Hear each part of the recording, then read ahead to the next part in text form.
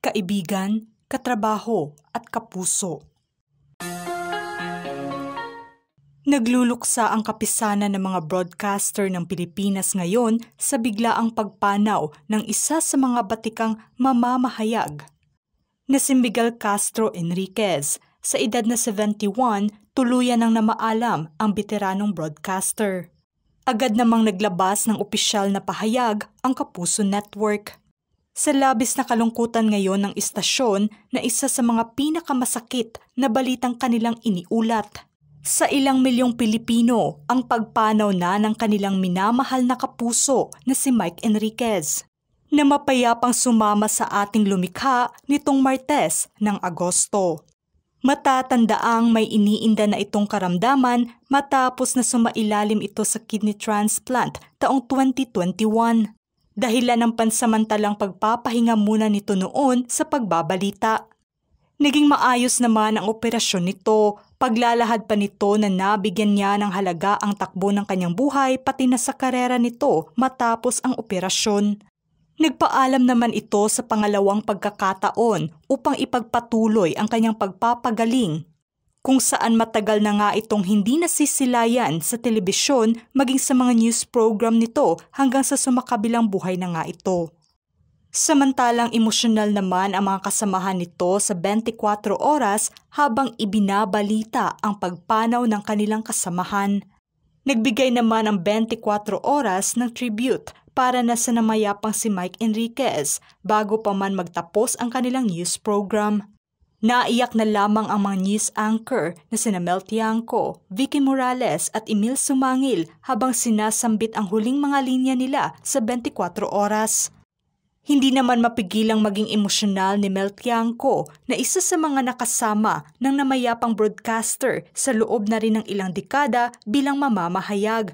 Anya, hindi maikakaila ang tatak at kontribusyon ni Mike sa trabahong kanyang minahal ng buong puso sa loob na ng mahigit 5 dekada niya sa industriya. Ilan naman sa mga kaibigan at kasamahan nito ang labis na nalungkot sa biglaang pagpanaw ng kanilang mahal na kaibigan at katrabaho. Bago pa man inilabas ng istasyon ang opisyal na pahayag nila, una nang nagbahagi ng malungkot na Instagram post si Arnold Clavio. Kasunod nito ang pagbalik-tanaw niya sa masasayang alaala nilang magkasama sa industriya. Paalam aking ama, kaibigan, mentor, kasabwat, boss at higit sa lahat, tagapagtanggol. Bumuhos naman ang komento at malungkot na reaksyon ng mga journalist tulad na lamang ni Nelson Canlas, Connie Sison at Cathy San Gabriel na nagbahagi pa ng naging palitan nila ng usapan. Nagpaabot din ng pakikiramay ang mga newscaster na sina Bernadette Reyes, Lala Roque, Oscar Oida, Anthony Taberna, kung saan naging textmate paumano niya ito at inalala ang kanilang samahan. Pinasalamatan naman ni Julius Babaw si Mike sa walang sawang serbisyo nitong ibinigay sa publiko. Kalungkutan ang nararamdaman naman ngayon ng newscaster na si Pia Arcangel sa pagpanaw ng kinikilalang ama sa industriya. Pinasalamatan naman ng veteranong broadcaster na si Jessica Soho ang legasiyang iniwan ng kanyang matalik na kaibigan. Naging madamdamin naman ang alaalang ibinahagi ni Rafi Tima sa pagkawala ng kanyang kasamahan. Isa ang namayapang broadcaster sa nakasama niya taong 2013 sa naging coverage nila noon sa Bagyong Yolanda sa Tacloban. Hinding-hindi nito malilimutan ang naging karanasan nila kung saan on the go ito na ibahagi at iulat ang mga naging sitwasyon noon sa Tacloban. Madamdamin naman ang pamamaalam ni Iya Villania at malaking pasasalamat umano niya na nakatrabaho niya ito at hinding-hindi malilimutan ang palitan nila ng mga jokes on air sa 24 oras. Malungkot naman ang naging reaksyon ng ilang mga celebrities na nagulat sa masamang balita. Naging malungkot naman ang reaksyon ng aktres na si Shaira Diaz sa nasabing post ni Igan, Miriam Kiambao at Ruby Rodriguez.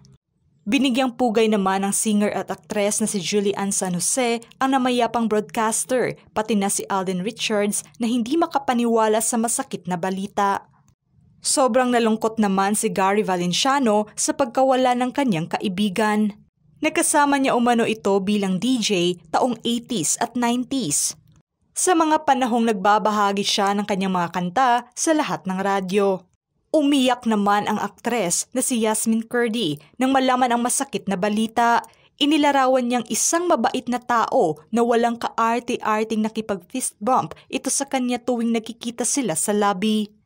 Samantalang ang kilalang mamamahayag naman na si Julius Manahan ang naglabas ng kanyang pamamaalam online sa kaibigan at kasamahang broadcaster na tinawag pa niyang may mentor. Inalala naman ni Kabayan Noli Di Castro ang kapwa broadcaster nito lalo na sa mga panahong sila ay nagkakasalubong tuwing may mga news coverage. Matagal na umano silang magkaibigan nito at parating nagkakasabay sa mga live coverage lalo na sa mga malalaking balita. Naging malungkot naman ang reaksyon ni Henry Umaga Diaz sa pagkawala ng isa sa mga haligi ng pamamahayag sa bansa. Nagpaabot naman ng pakikiramay si Bernadette Zambrano sa lahat ng mga kapuso. Isa naman sa malungkot ngayon si Senator Risa Hontiveros kung saan binalikan nito ang alaala nang maging co-anchor siya noon sa GMA News taong 1990s, saad nito sa kanyang post. Gaya ng marami, namimiss ko ang pagkawala ng boses ni Mike sa ating mga radyo at telebisyon. Sa kabila nito, mananatiling buhay ang kanyang ligasiya at ang kanyang mga kwento, biro at aral sa ating mga puso. Umaasa ako na darami pa ang mga broadcaster na susunod sa yapak ni Sir Mike at maghahatid ng serbisyong totoo sa buong bansa. Maraming salamat po sa iyong paninilbihan sa inang bayan at sa industriya ng mamamahayag. Malungkot man ang pagkawala nito, ngunit napakalaking ligasiya naman ang iniwan ni Mike na siyang inilarawan ni Senator Miguel Zubiri. Isa ito sa pinagkakatiwalaang mga boses sa mundo ng pagbabalita. Nagpaabot naman ng pakikiramay ang Malacanang sa pagpanaw ng batikang mamamahayag. Inilarawan nila na isa ito sa ikinukonsiderang malaking alay sa pagbahagi ng totoo at walang kinikilingang balita. Na siyang nagpapatunay lamang sa hindi matatawarang kontribusyon nito sa mundo ng journalism. Lubos naman na nagdadalamhati ang Board of Directors, Management at mga empleyado ng GMA Network sa pagpanaw ng kanilang katrabaho at itinuturing na pamilya. Nagsilbing inspirasyon ang iniwan nitong dedikasyon sa industriya. Mananatiling tatak sa lahat ng mga Pilipino ang mga kataga nitong nagsilbing gabay at parating paalala sa kanyang karera. Walang kinikilingan, walang pinoprotektahan at serbisyong totoo lamang. Maraming salamat po sa serbisyong totoo mula dito sa amin sa Showbiz Philippines. Kami po ay nakikiramay sa pamilya ng namayapa. Rest in power po, Sir Mike Boma Enriquez. Boma